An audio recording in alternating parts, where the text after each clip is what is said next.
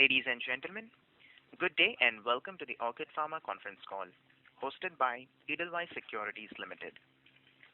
As a reminder, all participant lines will be in the listen-only mode, and there will be an opportunity for you to ask questions after the presentation concludes.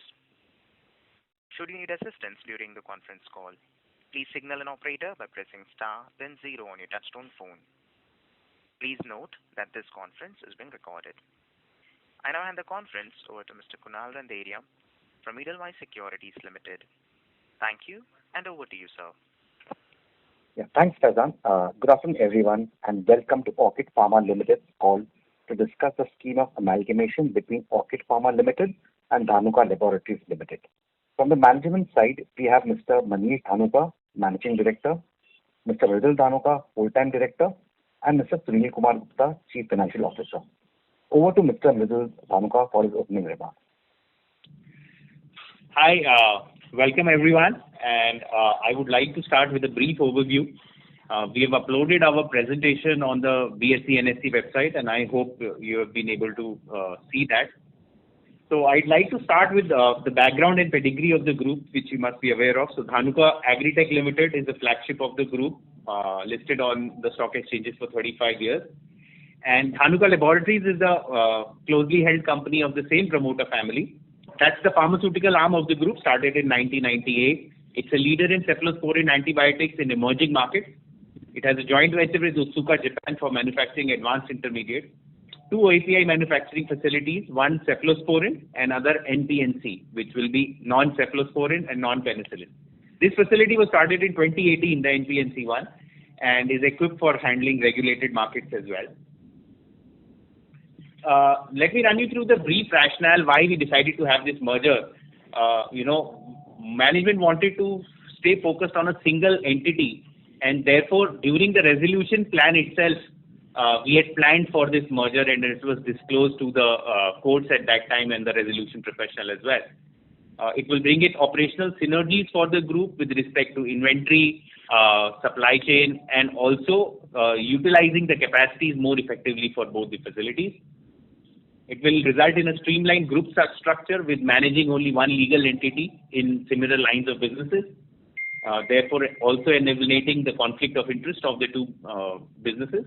And obviously, economies of scale with respect to procurement and efficiency and productivity improvements will also be an outcome of this merger. I would like to share with you, a brief thought, so as to say, with respect to what are the strengths and weaknesses of Orchid and how Dhanuka's business complements that. Orchid has strength of approvals in regulatory markets like US, Europe, Japan, Latin America, and a very large capacity. While its weakness of high cost structure and a lack of focused management, we have been able to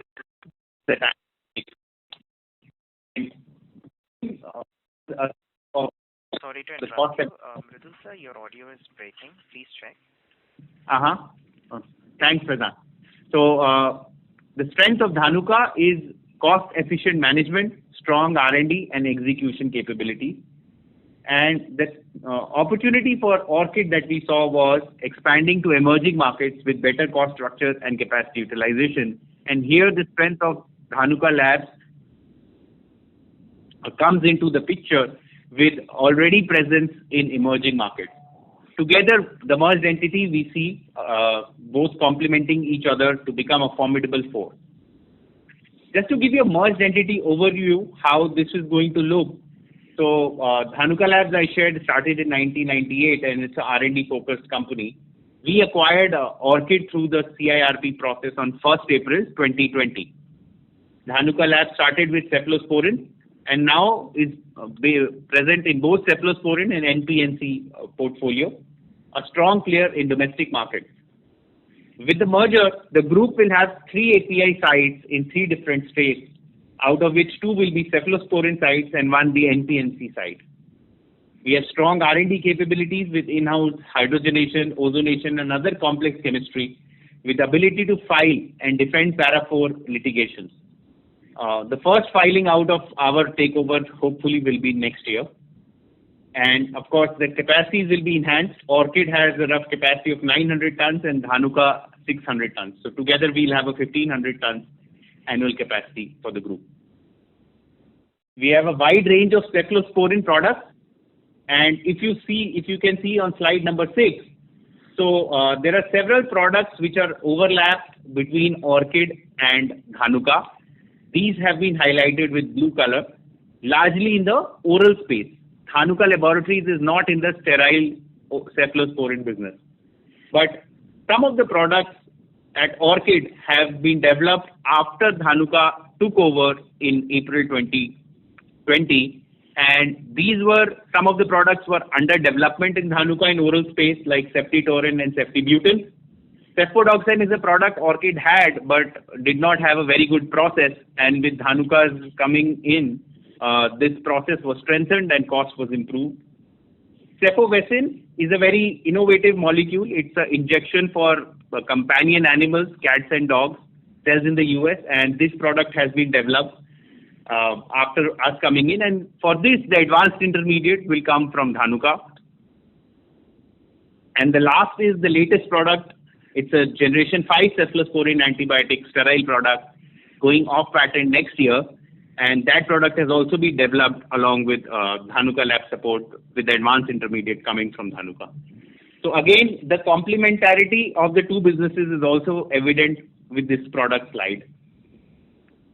In terms of NPNC products, even though we just started 3 years ago in the NPNC facility in Dhanuka Labs, our idea was to get approvals in regulated markets, but last 2 years due to COVID, there is not much progress in regulated markets. But we have a portfolio of 5 products: Montelukast, Citicoline, Telmisartan, Levetiracetam, and Vildagliptin. And in pipeline, we have 4 more products: Sitagliptin, Lacosamide, Brivaracetam, and Molnupiravir, the COVID drug. So just to share with you now the merged capacities, how do they look? So I'm on slide number 8. Orchid has a 900 tons capacity, out of which 180 tons roughly is the sterile products and 720 tons is oral products. And Dhanuka Labs has a cephalosporin oral product capacity of 350 metric tons and NPNC capacity of 250 metric tons.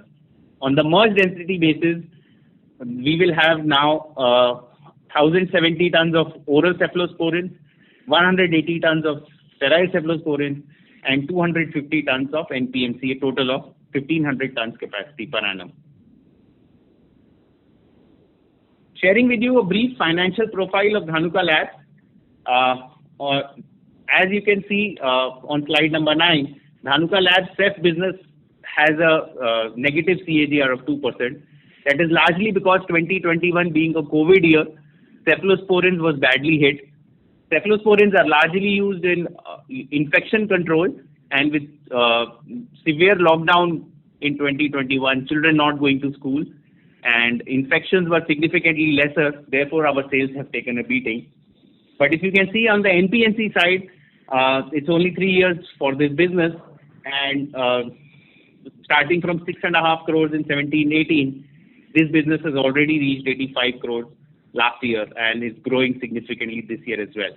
On an overall basis, the numbers look like 6% CAGR with last year's sales number of around 381.5 crores. The EBITDA is growing significantly, largely because of the contribution of NPNC side. From 14.7 crores in 17-18, the EBITDA last year was 31.5 crores, growing at a CAGR of 29%. And on a merged entity basis, total the numbers look like for March 2021, 832.3 crores as the top line and 95.9 crores on the EBITDA. That's all I had in terms of a presentation, and now we can open the house for questions and we can answer any specific questions. Thank you very much. We will now begin the question and answer session. Anyone who wishes to ask a question may press star and 1 on their touchtone telephone. If you wish to remove yourself from the question queue, you may press star and 2. Participants are requested to use handsets while asking a question. Ladies and gentlemen, we will wait for a moment while the question queue assembles. Reminder to the participants, Anyone who wishes to ask a question may press star and one.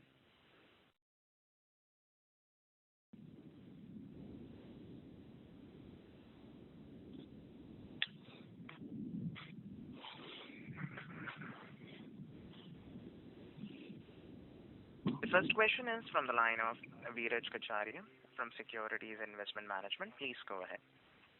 Yeah, hi. Thanks for the opportunity. Just a couple of questions. First is, in the past we talked about 200 crores of revenue which was lost, and around 40-50% of that we were looking to win it back. So any, perspective you can share? How are we approaching this? Yeah. So thanks for the question. What we are now doing, we visited the CPHI just 2 months back, and as you would be probably aware that most of the customers that Orchid had were based out of Europe. So once we visited the CPHI Europe, we could meet a lot of customers, who had lost confidence on Orchid's capability to supply on time and provide the desired services and documentation. So we have been able to talk to a lot of customers, and they have shown interest in reviving the business with Orchid, and some of them have even placed trial orders with Orchid, and we are hoping customers from Europe, Korea, and Middle East will restart business with Orchid in the near future. Besides that, because of as Medul said, there was a high cost structure in Orchid, so there was no viability to sell in the non-regulated markets. We believe that India is a very, very huge potential market where Orchid was not focusing, and based on the new law on the EOUs few years back, now the EOUs can also supply unlimited percentage of material, or they can have sales up to any percentage in the domestic market. So Dhanuka has a very good relationship with a lot of large Indian pharma companies, so we wish to leverage that and sell some of the sterile products in India. We've already started doing that. To tell you, in the last 1.5 years that we had due to COVID, some of the customers in Europe, Europe had probably a very strict lockdown. The demand in Europe was much lesser, but we could still maintain the sales because we introduced some of the products which were already in Orchid's basket, but due to cost structure, they could not sell in ROWs. So some new introductions of products also helped us in maintaining this sales. And hopefully, with revival of old customers, we should be able to bring this growth in next 1 to 2 years.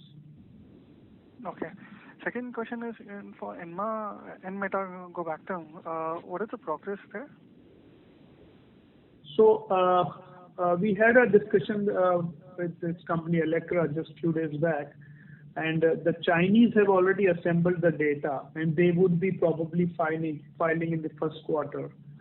So we are hopeful by 2023 they will get the approval, and some commercial business can start in China in 23. So some royalty revenues will start there. And in Europe, they are in the process of finalizing a partner who will be filing soon. So hopefully, they told us that first quarter they will finalize the partner who would be filing for registration in Europe. For US, they are still looking for a partner, and hopefully they will finalize. With respect to our right to commercialize in India, we have started the process of getting the test licenses from the drug authorities, and also lined up some contract manufacturing sites where we would be manufacturing the finished product.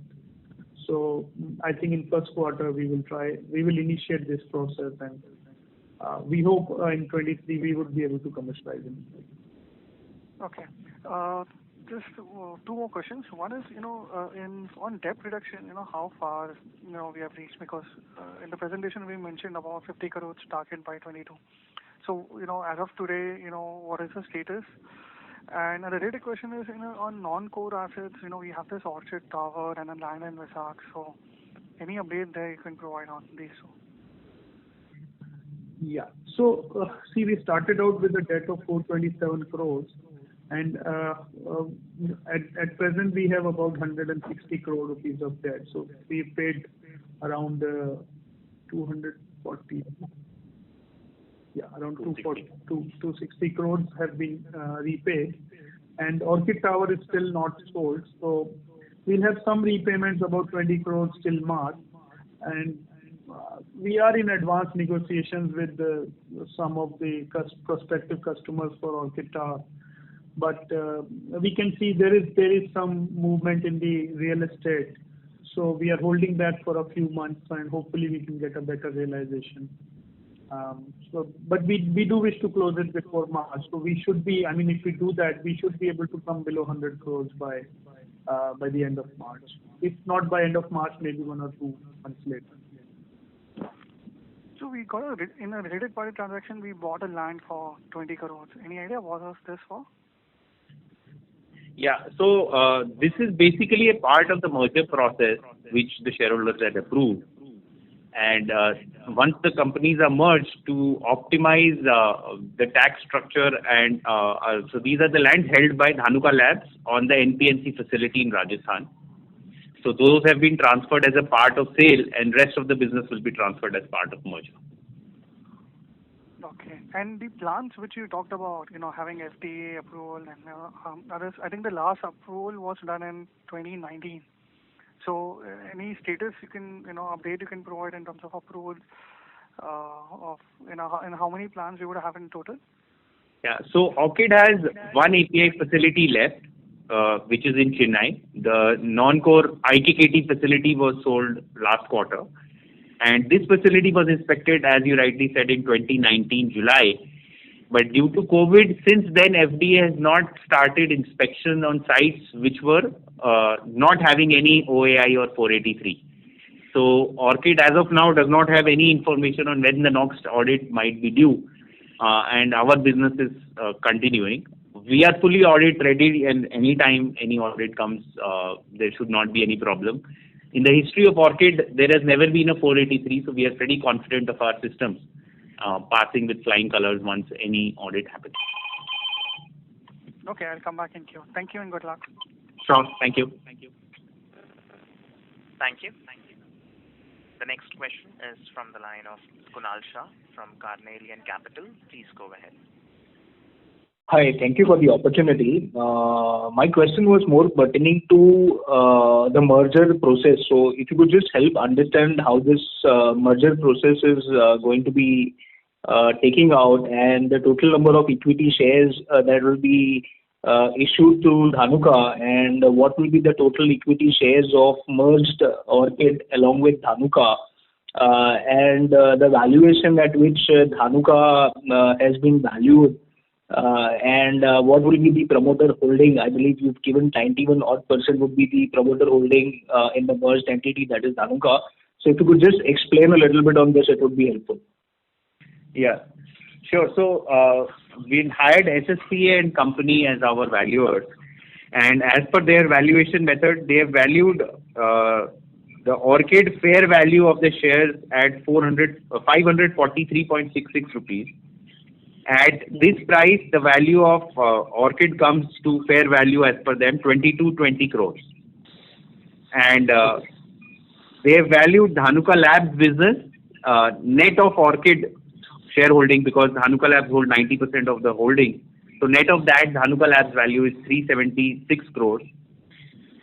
Pursuant of which, they have taken out a share swap ratio of 63 shares of Orchid for every 2 shares of Dhanuka Labs held. So Dhanuka Labs has 13,84,660 shares outstanding of each 100 rupees. Mm-hmm. And once you apply this share swap ratio, Dhanuka Labs will hold post-merger 4,36,16,790 shares, which is a fresh addition of 68.96 lakh shares. And total number of shares will become some 4,77 lakh, out of which 91.4% will be held by Dhanuka Labs if the merger scheme goes through. Okay, fair enough. So the total number of shares would be 4.77 crores in the merged entity, post fresh issue of 68.96 lakhs. Is that correct? The number is correct? That's correct. Yeah. Oh, okay. Okay. And Dhanuka is basically net of Orchid valued at 376 odd crores. Correct. Oh, okay. Fair enough. Thank you. The second part of the question was also you mentioned in the rationale for merger, and you talked about business potential of about, from 850 odd crores to 1500, 1600 odd crores. So if you could help understand what are your plans, how do you go the timelines, and what are the capacity utilization presently when it comes to both Orchid and Dhanuka, right? And what kind of capex additionally would be required 2-3 years down the line to achieve the target that you have talked about? So we are trying to address this the growth factor in a multi-pronged strategy. With respect to Orchid, our strategy is to leverage both the existing products in regulated and non-regulated markets. As I said, we are definitely trying to regain the old customers in regulated markets, and we are trying to use the unutilized capacity by going for full production and sell the excess, I would say surplus production to the non-regulated markets. And India, I think, is a very good focus market for us, and we have started increasing our percentage share in the domestic market. The second and most important strategy is based on the R&D strength of both the companies. And like Mridul mentioned, we have developed a very good product called Ceftaroline, which is going off patent in the next year. And this is a very complex molecule. And other than the innovator, as per our current understanding, only one other company has been able to develop this product. So rather than selling just the APIs, what we have decided is to have a joint venture, basically launch this molecule in US in Para 4, along with a multinational company, a large Europe-based multinational company, which is a very significant player in the injectable space in the US market. So we will file a Para 4 product registration in the US, and then there will be a profit sharing with this company from the profits in the US. So this product, as he also said, is the result of the collaboration between both companies, because the key intermediate for this product was being commercially manufactured by Dhanuka. Then second, the product that we have developed is Cefovecin. This product, again for cats and dogs, is a very, very expensive, maybe $20,000 a kg, $25,000 a kg product, very complex chemistry again. And it was only possible because of the joint work from the scientists of both Orchid and Dhanuka. So we are also trying to tie up with one American company who's very strong in veterinary products. So we will probably have an exclusive arrangement, and this should be able to generate good amount of revenue. Then with respect to the Dhanuka Laboratories, our main focus is to grow in the NPNC field. As you know, the next growth probably will come from the new molecules which are in the chronic diseases, and probably in, I don't know, we see probably the future also in COVID-based diseases. So we've developed Molnupiravir, and we are looking at opportunities for this molecule as well. So these are the three major strategies that we feel should give us a 20% year-on-year growth starting from hopefully next year. Thank you. Mr. Kunal Shah, do you have any more questions?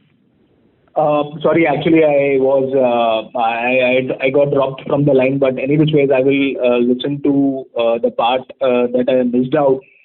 Did you mention the capex number, sir? What would be required from here on? I just was dropped from the call, so missed on that part. Yeah. So we had mentioned earlier 25 crore kind of capex year on year, maintenance and replacement, capacity addition both. And this is a combination of now NPNC addition and addition of sterile capacity in Orchid. And you asked about capacity utilization. So on sterile side, now we are at about 2/3 utilization, up from 50% last year. And on oral side, the utilization is significantly lesser, around 33%. And at Dhanuka Lab side, the cephalosporin capacity utilization are closer to 80%, and NPNC capacity utilization are closer to 50%. Okay, fair enough, sir. And if you could just highlight or help understand the raw material, I mean, are we dependent or how we go about sourcing? Can we get disrupted over there? If you could help understand a little bit on the raw material front as well for the merged entity now. Yeah. So the raw material for both Orchid and Dhanuka are largely common. The key starting material are fermentation-based products like penicillin 7-ACA, D7-ACA. And the entire world is dependent only on China. So nowhere else in the world anybody else is making. I think our Prime Minister has done a good job with the PLI scheme, and I think Aurobindo has been awarded the contract to make some of these products in India. So after 2 or 3 years, hopefully we should be able to get these products from the Indian market as well. So till such time, we are as dependent on China as any of our competition, and we don't see any disadvantage, particularly also because these companies who are making these fermentation-based starting materials do not make the forward integrated products because the manufacturing process, the technology and the scale required for the products are very, very different. Thank you. The line for current participant has got disconnected. We will move on to the next question from the line of Nikhil from SIMPL. Please go ahead. Yeah, hello. Good afternoon. Am I audible? Yeah, we can hear you. Yeah. Just 2 questions, sir. One is on this JV with Otsuka, where we mentioned that the supply of intermediaries would be done. So if you can just help us understand what is the scope of this business and how it will grow. Just some understanding because that's not been discussed too much. Secondly, on the cost of production side, you said that Orchid had a very high cost structure, which you mentioned in the call twice or thrice. But at the same time, if I look at Dhanuka Labs EBITDA margin, it's also around 5-6%. So one is, what was the inflation in cost structure at Orchid level where we can bring in changes? Is it at the process level or is it at the combined raw material acquisition? And in our thought of reaching to that 15% margin, which we've mentioned as part of the resolution that we can reach, how's the path going to be? Like, from where this synergies or cost efficiencies can come up? Yeah, so first I'll answer your question on the JV. So the JV has no financial implication because Dhanuka has a very, very small stake in the company. The main implication is with respect to sourcing. So there are 2 parts to that. The GCLE that Otsuka manufactures is a key intermediate for the most important product, Cefixime, that Orchid manufactures. And coincidentally, the customer for that Cefixime for regulated market is also Otsuka. So that gives us the strength in terms of sourcing of GCLE on preferential basis and also linking it to the overall sales of Cefixime. So main importance is just that. I'm a director in the company and we feel it's a strategic advantage, no financial implication, I would say. Okay. Now, with respect to the cost structure, your question was, you see, there are 2 things. Dhanuka operates, the cephalosporin business of Dhanuka operates in the non-regulated market. So, but at the same time, if you see, the expense side of Dhanuka is very, very lean. So, although the EBITDA is relatively lesser, but with lesser margin also, Dhanuka is able to compete in these markets. Whereas in Orchid, the biggest advantage is the value addition is much higher because they are selling in the regulated markets. But what is causing the high cost structure is the less capacity utilization. So with increased capacity utilization, even if you sell in the non-regulated markets with lesser value addition, that dilutes your overheads over a larger share of sales. And that's one significant advantage that we can see by increasing the capacity utilization. Moreover, besides that, last year I think we demonstrated and we also showed in our presentation that there were significant overheads which we have cut after taking over. Although I feel, I mean, that part is already taken care of, and maybe going forward, we are also looking at some strategies to reduce the cost in terms of energy, but I think largely that part is taken care of. Thirdly, like we mentioned earlier also, there are some products where Orchid could not invest in R&D for last few years since it has been in financial difficulty. So those new technologies have been introduced in Orchid, products like Cefpodoxime and Ceftibuten and Cefditoren, which sell in semi-regulated markets like Middle East and Korea and all these. So with introduction of these products in Orchid, it can again give Orchid a better capacity utilization plus a little higher value addition compared to what they were getting with less efficient technology. Okay. So just one more continuation on this. So if I have to understand, as you said that if Orchid utilization improves, that will help us in improving the margin. But on a side-to-side basis, would you say Orchid sites could be incrementally used for more volume-driven products and Dhanuka site could be used for more high-value products? Is that how you are going to plan out your manufacturing? Because what the sense I am getting is that Orchid's cost structure at the manufacturing level is much lower. So as the utilization improves, that will directly flow into margin. Is that understanding correct, or is there something wrong there? No, the manufacturing overheads at Orchid are relatively higher, but in terms of percentage, they seem to be higher because of less capacity utilization. So if the capacity utilization improves, then that will make then it will dilute the overheads over a larger sales revenue. So in terms of percentage, it will go down and the EBITDA margin will increase. That's the main focus.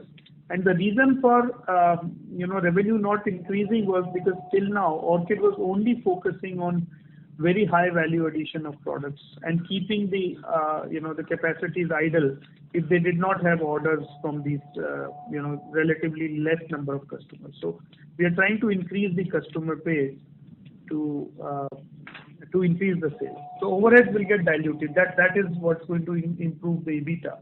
Of course, the new product strategy is going to contribute as well. Okay, and lastly, in the NPNC product, in the presentation you mentioned that we would be looking at selling formulation of these products. Do we have any formulation capacity, or it would be through tie-up which we would be selling? So Orchid has two small facilities through which they were doing domestic formulation business. But any growth on formulation side will probably happen through contract manufacturing. Or also, Dhanuka Labs has a partnership stake in a formulation facility. So that will, after merger also, that will get combined. So combined leverage of 3 formulation facilities will be used. And lastly, this IKKT, the JV, where we have some 24-25% share, and the American the US company has a larger share. How would this scale up? So it would be exclusive to our product selling in US, or it will be free to distribute and sell any. So it will be a third party distributor kind of a model, manufacturing and selling model, or? Yeah, so with Orchid's 26% stake in IKKT, that's gonna become largely a financial investment. We could have hived off 100%, but in pharmaceutical existing assets, FDI is only allowed up to 74% through automatic route.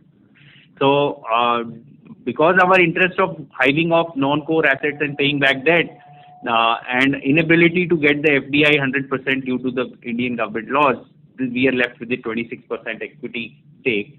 And our long-term play in this could be utilizing our NPNC facility in Dhanuka Labs to make the APIs for this formulation facility. And depending on how things go between the partners, it's just early days, only September they have taken over the business. But largely their play is to grow the 29 ANDAs that they have bought from Orchid. Plus they have another 50 ANDAs of their own, which they will be transferring to this site and growing the business in US. They are already having a sales of 125 million in the US market. Oh, thanks a lot, sir. Thanks for the explanation. Thank you. Participants, to ask a question, you may press star and 1. The next question is from the line of Anuj Sharma from M3 Investment. Please go ahead. Yeah. Thank you for this opportunity. I have a few questions. One is on N-metazobactam. Now, the process of its commercialization, is it mere procedural, or in terms of regulatory approval, the efficacy and other things have to be proven, or it's just procedural, country by country or geography by geography? So the molecule has passed the phase 3 trials in US and Europe. But once it passes that, then you have to file a new drug application in all the countries. So then it has to go through the normal registration process, and then the clinical trial data has to be shared with them. Normally, since it has been a trial with large number of participants, normally we feel that US and Europe should give registration based on the data available. We are not sure about China, whether they would like to have some additional trials or not. When we have discussed with some of the regulatory authorities in India, so we feel there is a divided opinion. Some feel that we may not be required to do some trials.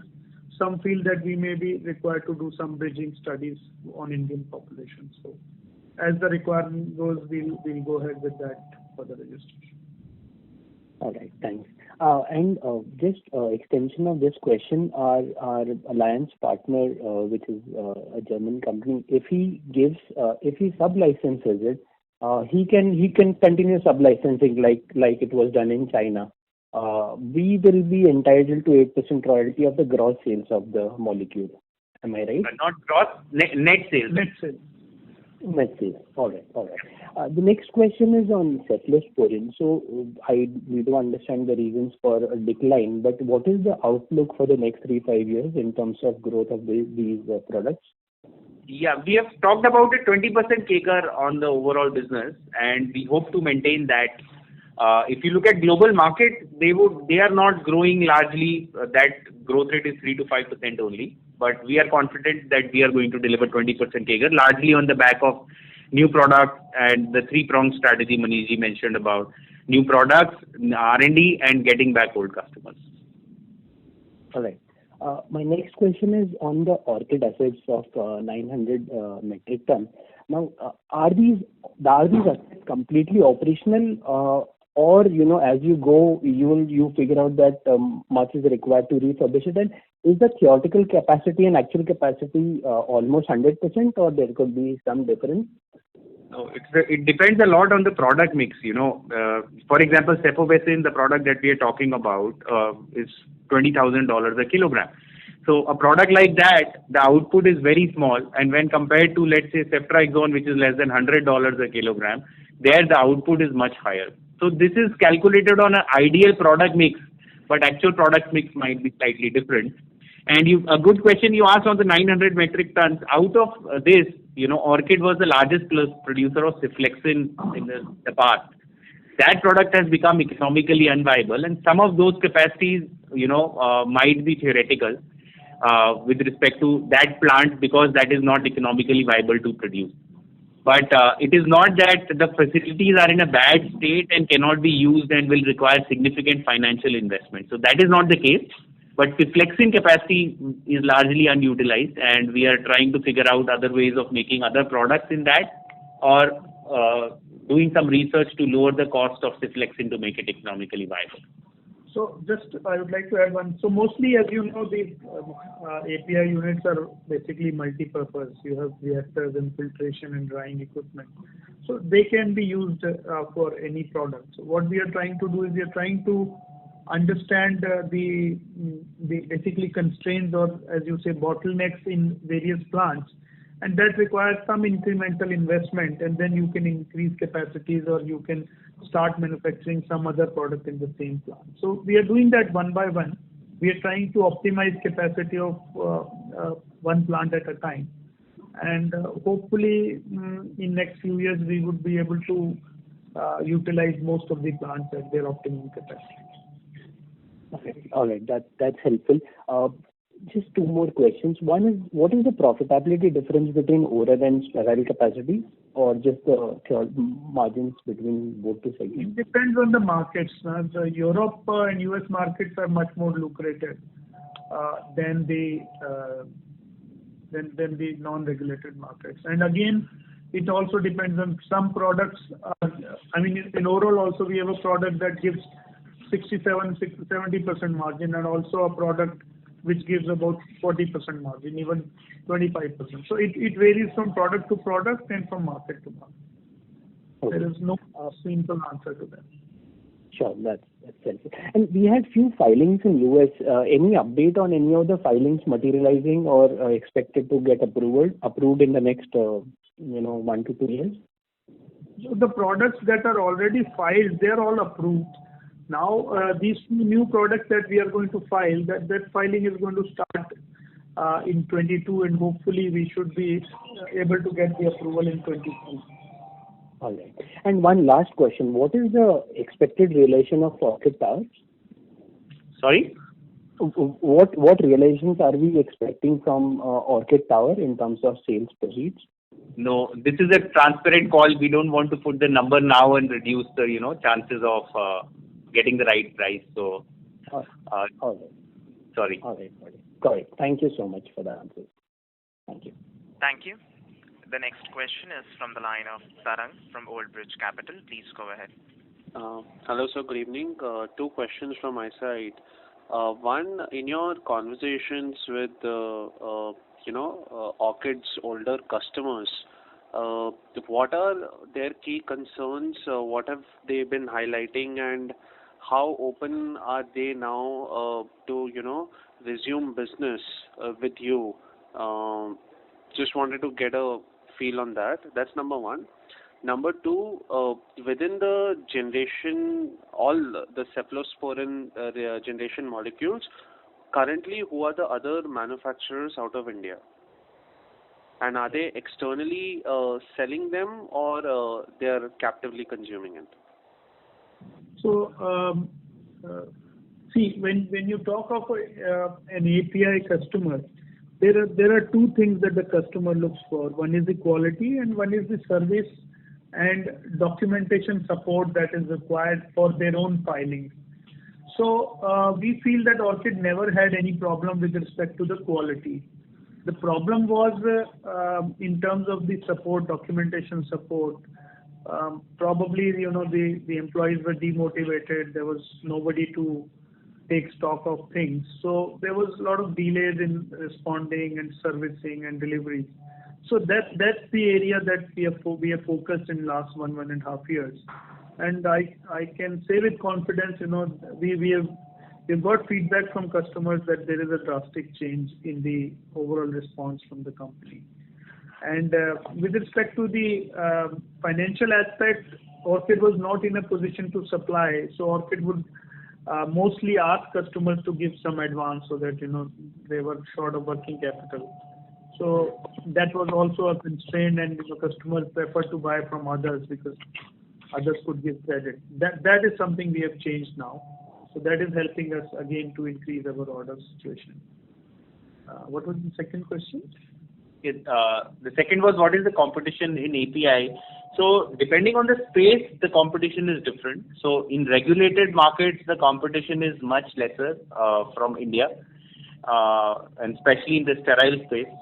So coming out of India, sterile antibiotics, cephalosporins are only surfaced by Orchid to US and Europe markets. There is no one else who's selling sterile products.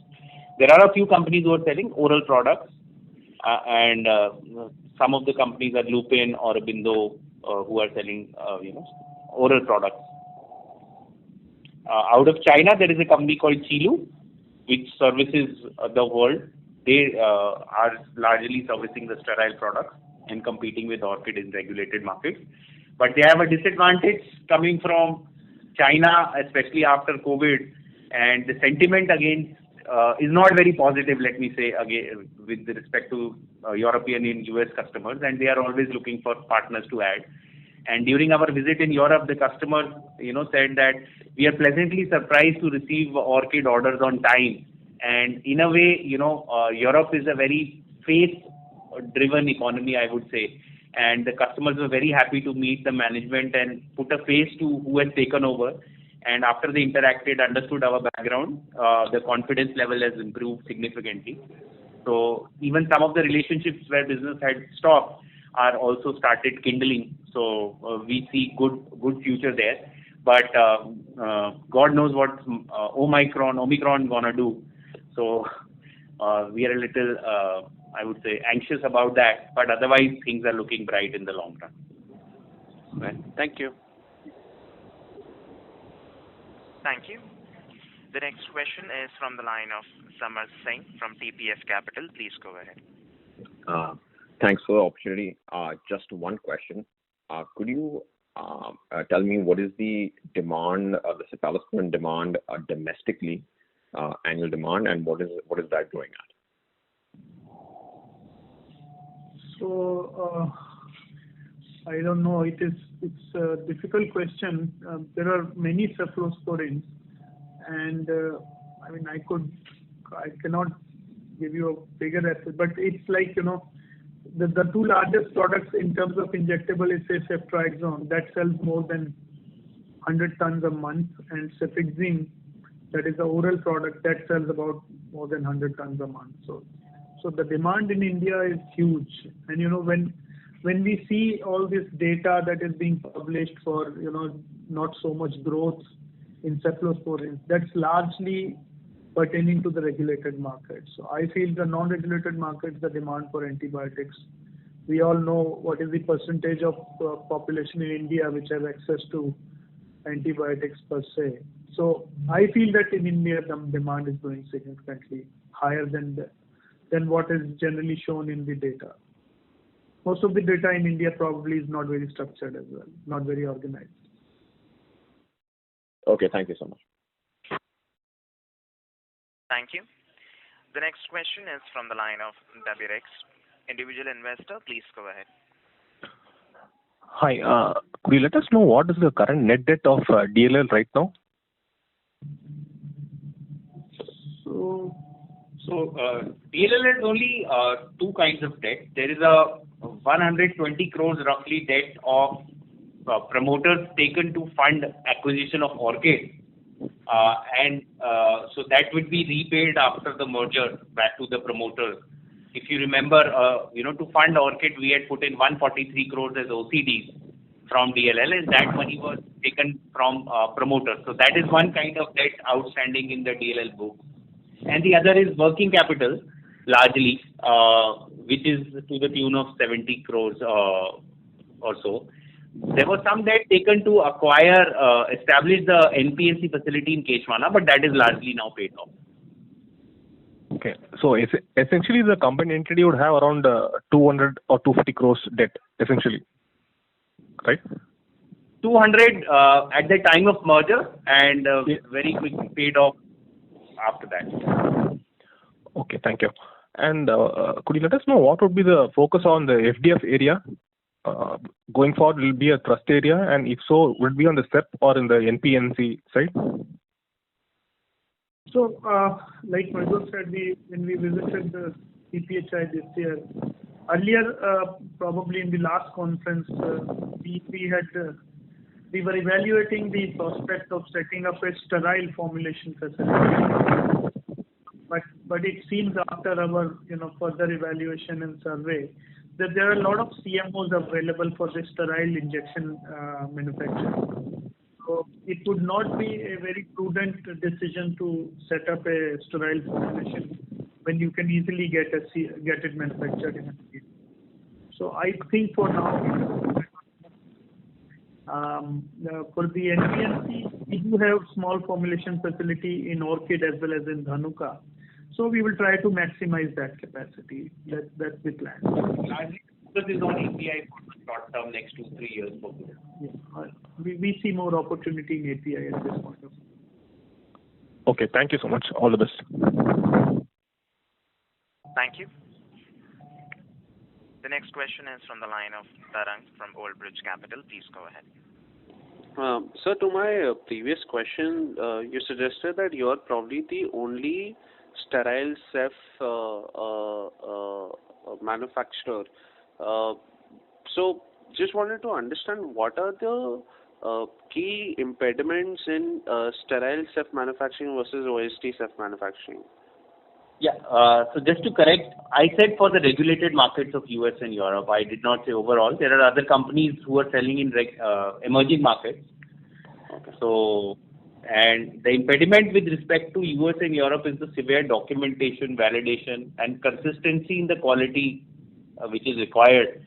And that is one of the reasons you see the Orchid's overheads are so high, that we have to maintain those many number of people, and each and every step with respect to GMP, quality control and quality assurance have to be maintained. So those are the large impediments for anybody trying to go to a regulated market. Even for the API business, is it? Yes. Okay. Got it. API is more complicated than Yeah. finished. Okay. Thank you, sir. Thank you. The next question is from the line of Nikhil from SIMPL. Please go ahead. Yeah, hi.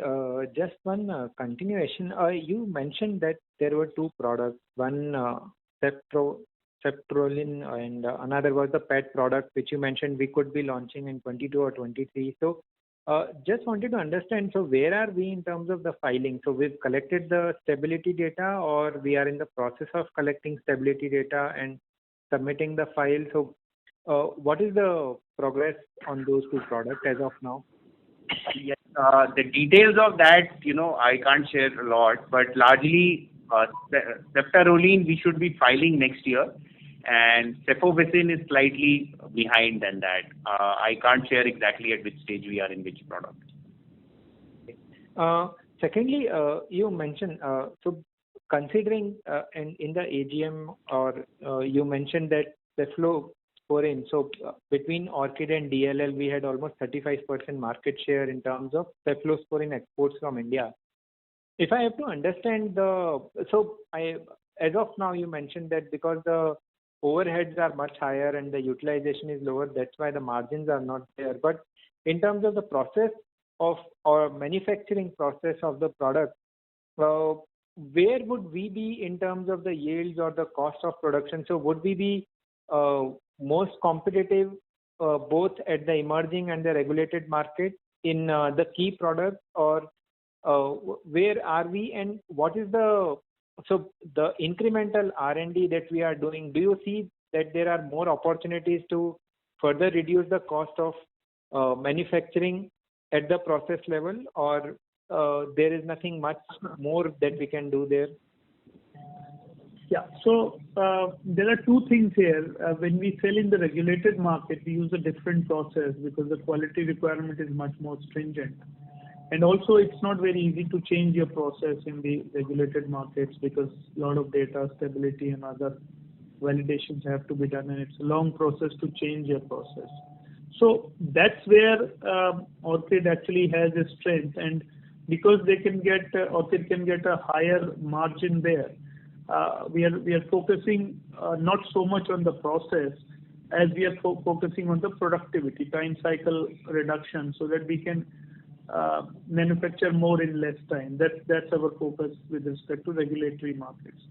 And with respect to non-regulatory markets, that's where Orchid was lacking in efficient processes, because Orchid always focused on the regulated markets.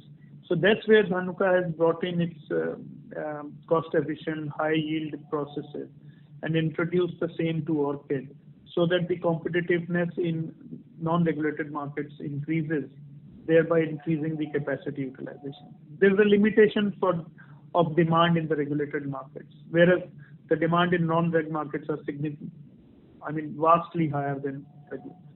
The regulated countries, Europe and US, their use of antibiotic is much more controlled compared to the non-regulated countries. Sure, sir. Thanks a lot. Thank you. As there are no further questions from the participants, I now hand the conference over to the management for closing comments. So thank you, gentlemen. Thank you, everybody, for taking out time and participating. Thanks a lot for your interest in Orchid and Dhanuka. Yeah. Wish you a very happy New Year. Thank you.